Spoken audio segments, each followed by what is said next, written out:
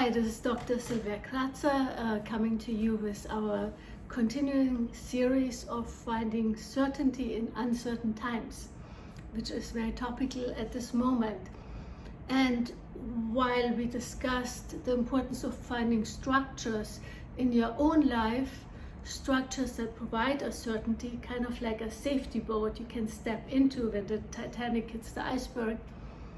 Another area of certainty for many, if not for most of us, because it's ingrained in the human nature, is the search for leadership. And that's what I would like to address today, and particularly the difference between leadership and mentorship. Both can have advantages and disadvantages, but that's one of the main areas people turn to in uncertain times. And as you may have guessed, leadership is of course important. We need economic, political leaders in the health system right now. All of these are authorities in science that we stake our life and livelihood on, for sure. At the same time, there is the tendency born out of the herd instinct of humanity to kind of flock to a strong man. And enough said on that. We all probably have seen these kind of charismatic leaders that promise a lot and draw followers behind them with the idea that they, the leaders, would give their followers the certainty that their followers so desperately crave in uncertain times. Of course, there's a lot of destructiveness in that kind of demagoguery, if you will.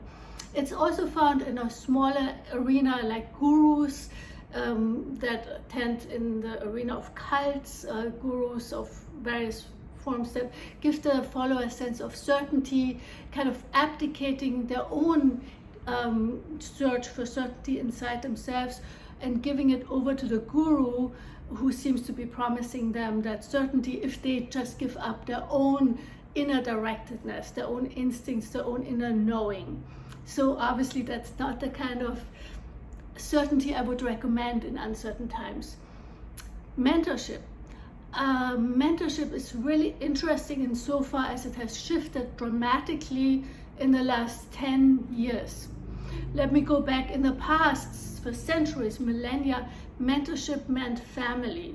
So you were mentored into the family structures, the family culture, many times the family's profession, the old guilds, whatever the kind of craftsmanship your parents had, your father most of the time, that was the one you were also being brought up in and excelled. There was a certain kind of refinement or sophistication as it gets passed on from one to the other. Let's say a silversmith, they kind of developed their own style, their own house style. Even the big painters, such as Michelangelo and so on, they had their pupils who were kind of educated in that particular style. And as each generation went on, it often culminated in kind of like extreme high skills, such as in the Renaissance, the painters.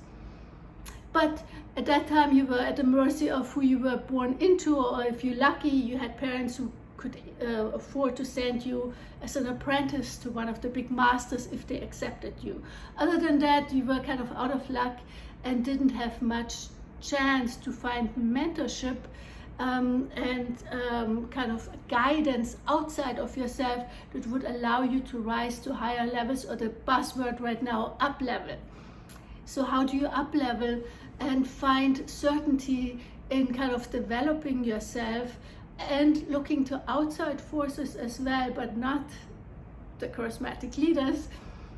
That may not be a good idea sometimes, but into finding a mentor that is actually healthy and beneficial to you. Luckily, these days we have the chance to choose our own mentors, and mentorship is so important again because it does give us stability, it does give us kind of an outside certainty because the mentor has gone before you, and you can kind of follow the steps of the mentor to guide you into a higher direction, where before you had the family, and if the family wasn't to your liking what they did, you just didn't have much choice of mentorship. But in these days, we do have a choice, and actually can also switch mentors once we have learned enough from one particular mentor.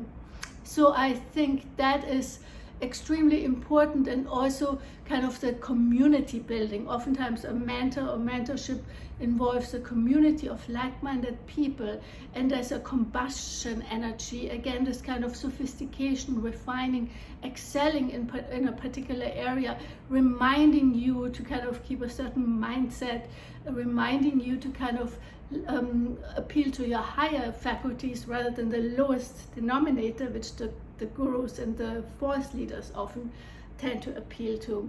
So in uncertain times and in times of change, we are just right now in a very extreme form of uncertainty, but any type of change in your life, growth, demands uncertainty, stepping out in the unknown. And so again, first step is finding your inner structures and find what works for you. And then the second one is to find mentorship. And I want to say the first one is your inner structures, because you should never abdicate your own thinking, of course, in favor of the certainty some outside person gives you. So that's the difference between leadership.